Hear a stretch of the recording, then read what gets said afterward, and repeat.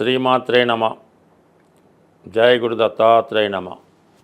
కుంభరాశి వారికి 2025 సంవత్సరం మే నెల మాస ఫలితాలు పరిశీలించినప్పుడు ఈ రాశి వారికి ఒక్కొక్క గ్రహం అనుకూలమైన స్థితిలోకి మారుతూ వీరి యొక్క జీవితాన్ని అభివృద్ధి వైపు మార్చే విధంగా గ్రహాలు అనుకూలంగా రావడం జరుగుతూ ఉంటుంది. ఇప్పుడు ముఖ్యంగా ఈ కుంభరాశి వారికి 6వ స్థానంలో కుజగ్రహ సంచారం నీచ స్థితిలో ఈ నెలంతా కూడా ఉండడం జరుగుతూ ఉంటుంది. ఎప్పుడైనా ఒక రాశి వారికి శత్రుగ్రహాలు దుస్థానంలోకి వస్తూ నీచలోకి వచ్చినప్పుడు ఒక విపరీత రాజయోగం లాంటిది ఏర్పడడం జరుగుతూ ఉంటుంది. ఈ కారణం వల్ల ముఖ్యంగా ఈ కుంభరాశి వారికి బంధువులతో ఉన్నటువంటి విభేదాలు పరిష్కారం అవుతాయి. రుణాలు సంపూర్ణంగా తీరిపోవడం జరుగుతుంది. అనారోగ్య సమస్యల నుంచి బయటపడతారు.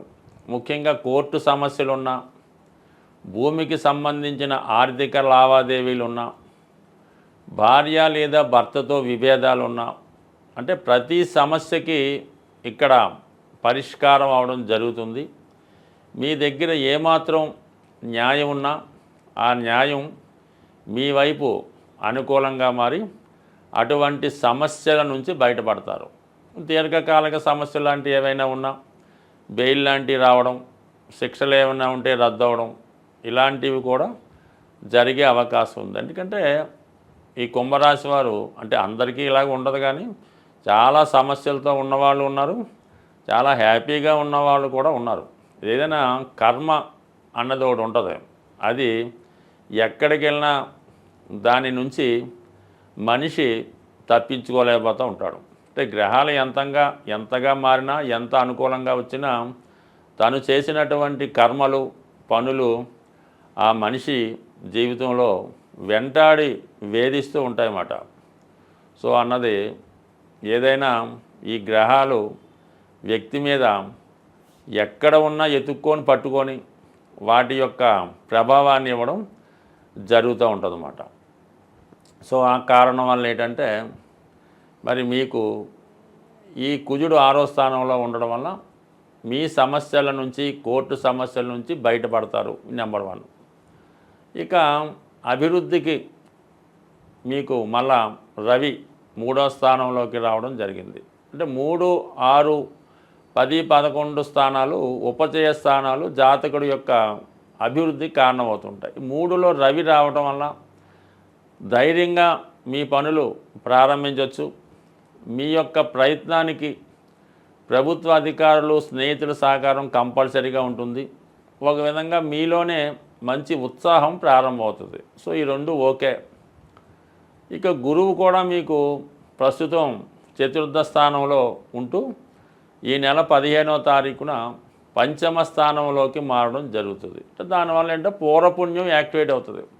అంటే మనం గత జన్మలో ఏమైనా పుణ్యం చేసి ఉంటే ఇప్పుడు అది యాక్టివేట్ అయ్యి ఇప్పుడు ఉన్నటువంటి చికాకులు, ఇబ్బందుల నుంచి బయటపడతారు. ఎటువంటి ఇబ్బందుల నుంచి? పెళ్ళి జరగడం లేదు, సంతానం కలగడం లేదు, పిల్లలకు అభివృద్ధి రావడం లేదు, ఇంట్లో చాలా ఈతి బాధలు, చికాకులు, ఆర్థిక సమస్యలు ఉన్నాయి. వాటన్నింటి నుంచి బయటపడే విధంగా గురువు మీకు పంచమ స్థాన ప్రవేశంతో సహకరిస్తాడు. అంటే పూర్వపుణ్యం మీరు ఏదైనా చేసి ఉంటే, అంటే పూర్వపుణ్యమే కాదు, ఈ జన్మలో కూడా ఏదైనా పుణ్యం చేసి ఉంటే ఆ పుణ్య ఫలితాలు మీకు అందడానికి కారణం అవుతూ ఉంటుంది. అయితే 5వ స్థానంలో ఉన్నటువంటి గురువు 11వ స్థానాన్ని వీక్షించడంతో గురువు కారకత్వాలు ధన కారకత్వం అవడం వల్ల ఆర్థిక సమస్యలు పరిష్కారం అవుతాయి. సంతాన యోగం లభిస్తుంది. ఒకవేళ పిల్లలు పెద్దవారై ఉంటే వాళ్ళ సహకారం, వాళ్ళ అభివృద్ధి మీకు ఆనందాన్ని కలిగిస్తూ ఉంటుంది. ఇంకా 5లో ఉన్న గురువు భాగ్యాన్ని వీక్షిస్తాడు. దూర ప్రాంత ప్రయాణాలు, పుణ్యక్షేత్ర దర్శనం, ఉన్నత విద్య, అలాగే అదృష్టం కలిసి రావడం, స్త్రీలకి సంతాన యోగం, వివాహ యోగం కలుగుతూ ఉంటుంది. అంటే స్త్రీలకు వివాహం జరగాలన్నా, సంతానం కలగాలన్నా భాగ్యస్థానం బాగుండాలి. భాగ్యస్థానంలో పాపగ్రహాలు ఉంటే వివాహ ప్రయత్నాలు, సంతానం ఆలస్యం అవుతుంది. రాహువు లాంటి చెడ్డ గ్రహాలు ఉంటే వాళ్ళు ఇదో ప్రేమ వివాహాలు అలాంటివి చేసుకోవడం జరుగుతూ ఉంటుంది. ఇప్పుడు గురువు యొక్క దృష్టి వల్ల మంచి భవిష్యత్తు, మంచి కార్యక్రమాల మీద ఆసక్తి కలుగుతూ ఉంటుంది.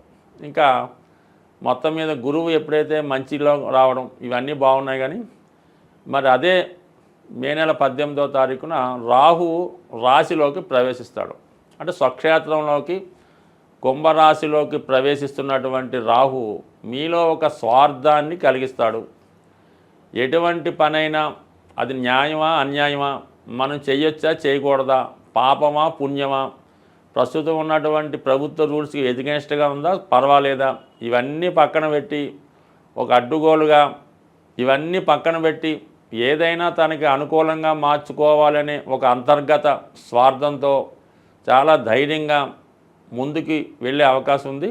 ఇందులో చాలా వరకు జాతకుడు సక్సెస్ అయినప్పుడు కూడా ఏదైనా అనెతికల్గా, అన్యాయంగా, చట్టానికి వ్యతిరేకంగా వెళ్ళినప్పుడు చివరిలో దాని పనిష్మెంట్ ఉంచి మొత్తం కోల్పోయే అవకాశం ఉంటుంది. కాబట్టి మరి ఈ సందర్భంలో జాతకుడు చాలా నియమంగా, నీతిగా వెళ్ళాలి తప్ప ఏమాత్రం అన్యాయంగా, అనెతికల్గా వెళ్ళినా అటు విద్యార్థుల దగ్గర నుంచి వృద్ధుల వరకు చాలా వరకు ఇబ్బందులు ఎదుర్కోవాల్సి ఉంటుంది.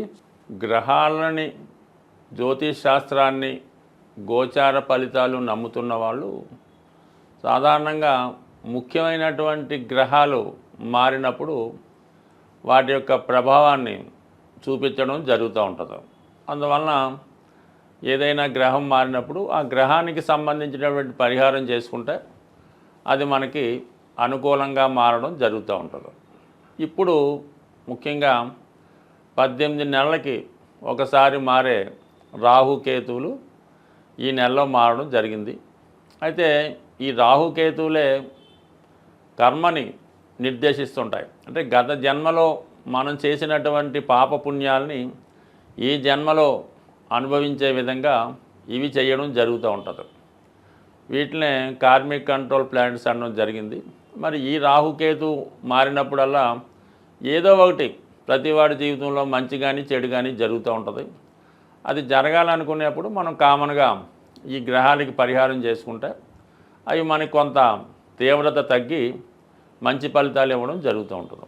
మరి ఇప్పుడు ముఖ్యంగా ఏ పని జరగాలన్నా, మనం ఏ గ్రహానికి పూజ చేయాలన్నా, ఏ దైవానికి పూజ చేయాలన్నా ముందుగా విఘ్నేశ్వరుణ్ణి పూజ చేయడం జరుగుతూ ఉంటుంది. కేతువు యొక్క ఆది దైవం విఘ్నేశ్వరుడు అవటం వల్ల మరి ఈ నెలలో మీరు కంపల్సరిగా అది సంకష్ట చతుర్థి రోజు కానీ, లేదంటే మరి కేతువు సింహరాశిలో ప్రవేశించాడు కాబట్టి ఆదివారం రోజు విఘ్నేశ్వరుడి యొక్క ఆలయంలో వినాయకుడిని విధి విధానంగా గరికతో అర్చించి మన ఎండు ద్రాక్షపళ్ళు అంటే ఎండు ఖర్జూరం కానీ, కిస్మిస్ లాంటివి కానీ మరి స్వామికి నైవేద్యంగా పెట్టి అక్కడ ఉన్నటువంటి భక్తులకి పంచిపెట్టడం వల్ల కేతుగ్రహ అనుగ్రహం లభించే అవకాశం ఉంది. కేతుగ్రహ అనుగ్రహం కావాలంటే అంటే పోక చెక్క అని ఉంటుంది, అది కామన్గా ఈ పాన్ సంబంధించిన వాళ్ళు తెలుస్తూ ఉంటుంది. అది ఒకటి పూర్తిగా పోక చెక్క మీ యొక్క వాహనంలో పెట్టుకోవడం వల్ల కానీ, మీ యొక్క క్యాష్ బాక్స్లో పెట్టుకుంటే ప్రమాదాలు జరగకుండా అనుకూలంగా ఉంటుంది. కాబట్టి ముందుగా మీరు కంపల్సరీగా ఈ నెల 18వ తారీఖు తర్వాత ముందు చేసుకున్న తప్పులేదు, ఆదివారం రోజు విఘ్నేశ్వరునికి పూజ చేయించుకోవాలి. దాని తర్వాత రాహువు మరి కుంభరాశిలో ప్రవేశిస్తున్నాడు. అందుకని రాహు యొక్క అనుగ్రహం కోసం కనకదుర్గ అమ్మవారు శనివారం రోజు కనకదుర్గ అమ్మవారి ఆలయంలో అమ్మవారి కుంకుమర్చన చేసి ఒక నిమ్మకాయల దండ సమర్పించి 18 సార్లు ప్రదక్షిణ చేసి వీలైతే పొలగం నైవేద్యంగా పెట్టి అమ్మవారి ప్రసాదంగా పంచిపెట్టినా పర్లేదు. వీలు లేని వారు కేవలం దర్శనం చేసుకొని 18 ప్రదక్షిణలు చేయడం వల్ల సరిపోతుంది.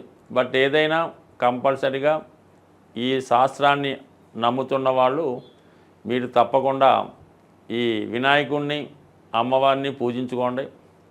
వీలైతే ఏదైనా ఒక శక్తి క్షేత్రాన్ని, శక్తి పీఠాన్ని దర్శించడం వల్ల ఈ రాహుకేతువుల అనుగ్రహం లభించే అవకాశం ఉంది. బట్ ఏదైనా రాహుకేతు మనకు అనుకూలంగా ఉంటే ఆటోమేటిక్గా మిగతా గ్రహాలన్నీ అనుకూలించే అవకాశం ఉంది. అందువల్ల కంపల్సరీగా గ్రహశాంతి చేసుకోండి. ముఖ్యంగా సింహరాశిలోకి కేతుగ్రహ ప్రవేశం అన్నది చాలా వరకు అధికారులకి పెద్దవారికి కొంత ఇబ్బందులు లాంటివి ఉంటుంటాయి. కాబట్టి నిరంతరం సూర్య నమస్కారం చేసుకొని ఆదిత్య హృదయ పారాయణ చేసుకొని ఆదివారం నియమంగా ఉంటే అటు ఆరోగ్యం ఐశ్వర్యం లభిస్తుంది. అలాగే ఇదే నెలలో గురుగ్రహం కూడా మనకి ఈ మే 15 మారడం జరుగుతుంది. గురువు ఏ భావానికి వచ్చినా ఆ భావ ఫలితాలు మనకి ఇంప్రూవ్ చేయడం జరుగుతుంటుంది. కాబట్టి గురుగ్రహ అనుగ్రహం కోసం అంటే శివుణ్ణి పూజించుకోవచ్చు, దక్షిణామూర్తిని ఆరాధించవచ్చు, దత్తాత్రేయుల వారిని ఆరాధించవచ్చు, లేదా మీ ఇష్ట దైవాన్ని పూజించవచ్చు, లేదా మీ తల్లిదండ్రుల యొక్క ఆశీర్వాదం తీసుకున్నా సరే గురుగ్రహం యొక్క అనుగ్రహం తప్పకుండా లభించే అవకాశం ఉంది. ఏదైనా చాలా కాలంగా తీవ్రమైనటువంటి ఇబ్బందుల్లో పడుతున్నాం, ఏ విధంగా కూడా మనకి దారి లేదు అనుకున్న వాళ్ళు మరి ఈ నెలలో ఒక అద్భుతమైన రెమెడీ ఏంటంటే ఏదైనా మీకు దగ్గరలో ఉన్నటువంటి గోశాలని దర్శించి మీ యొక్క వెయిట్ మీరెంత బరువు ఉన్నారో అంత బరువు ఉన్నటువంటి వెయిట్ చూసుకోండి. మీరు ఒక 80 కేజీలు ఉన్నారనుకోండి, 80 కేజీలు ఎండుగడ్డి కానీ పచ్చగడ్డి కానీ దాని ఖరీదు ఆ గోశాలలో డొనేట్ చేయవలసి ఉంటుంది. అయ్యో అంత శక్తి మనకు లేదు అనుకున్నప్పుడు దాంట్లో 8వ వంతు అంటే మీరు 80 కేజీలు ఉంటే ఒక 10 కేజీలు పచ్చగడ్డి లేదంటే ఎండుగడ్డి ఆ గోశాలలో డొనేషన్ చేయడం వల్ల మీరు పునర్జన్మ కొత్తగా జన్మ ఎత్తే ఎంత బాగుంటుందో అంత ఐశ్వర్యవంతంగా అదృష్టవంతంగా ఉండే అవకాశం ఉంది. ఈ చిన్న ప్రయత్నాన్ని చేసి సక్సెస్ అవ్వాల్సింది. స్వస్తి.